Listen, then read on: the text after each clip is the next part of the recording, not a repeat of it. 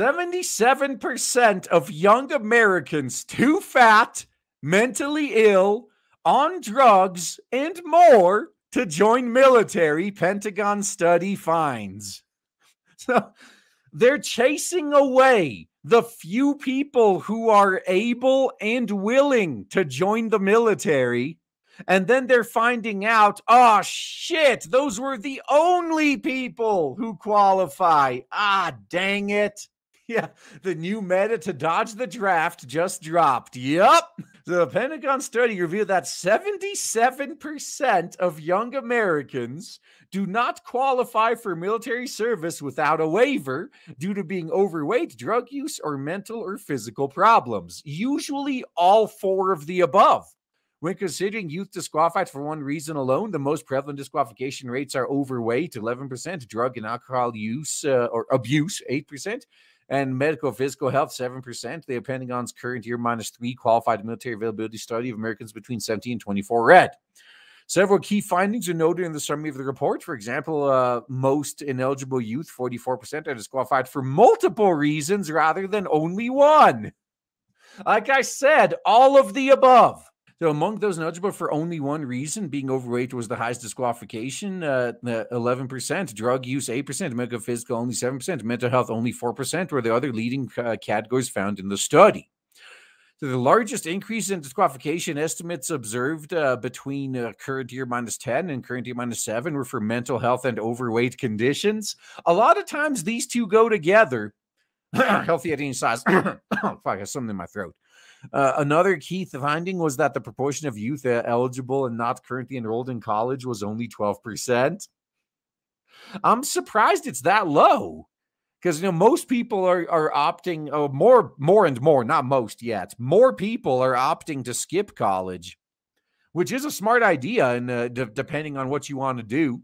So the concern over the shrinking pool of potential recruits has grown in recent years. Major Charlie Dietz, a Department of Defense spokesman, said the study confirmed the challenges of recruiting new military members. And look at this. Just like how Facebook and other social media companies are complaining that they're losing users while they drive users away, they're doing the same thing here, like the military is. They're driving away the few people that are willing and not disqualified from joining the military. They're calling them toxic. They're calling them domestic terrorists or threats to national security or whatever. They're basically declaring war on the most loyal group of people they had. And then they turn around like, who needs you anyway? We're going to replace you with someone else. And then, oh, shit. There is no one else unless we really lower the standards. Yeah, things are getting pretty bad, huh?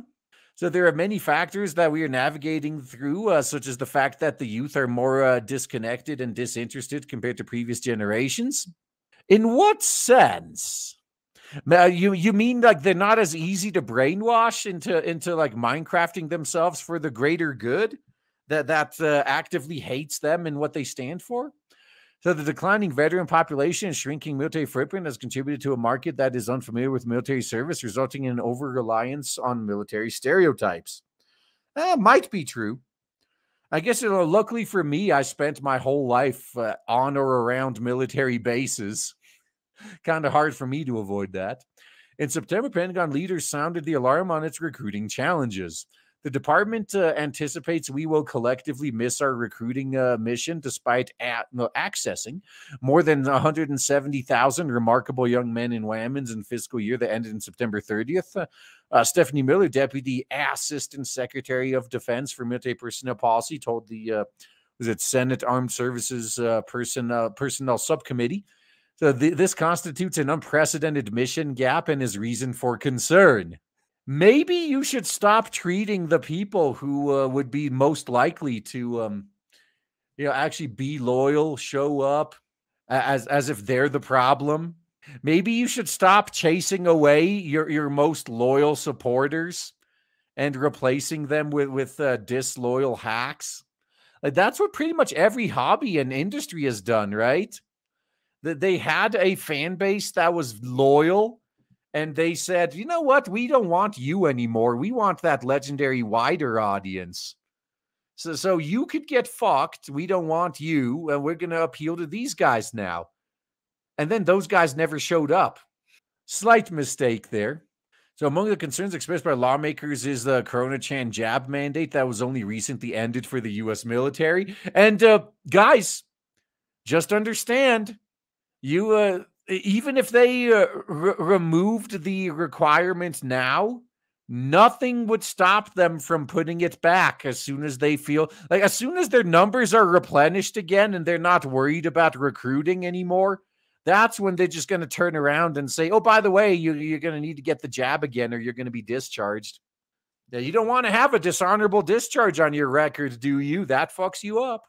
So New York Representative Elise Stefanik pushed for the end of the mandate in her support of December's National Defense Authorization Act.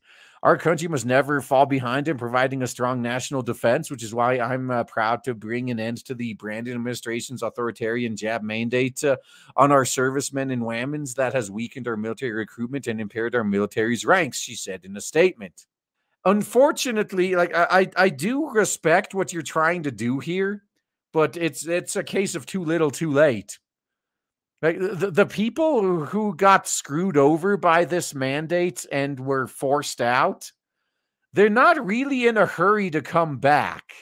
And new people that saw this happening, they're not in a hurry to show up either, unless they got some sort of insurance that this won't happen to them too.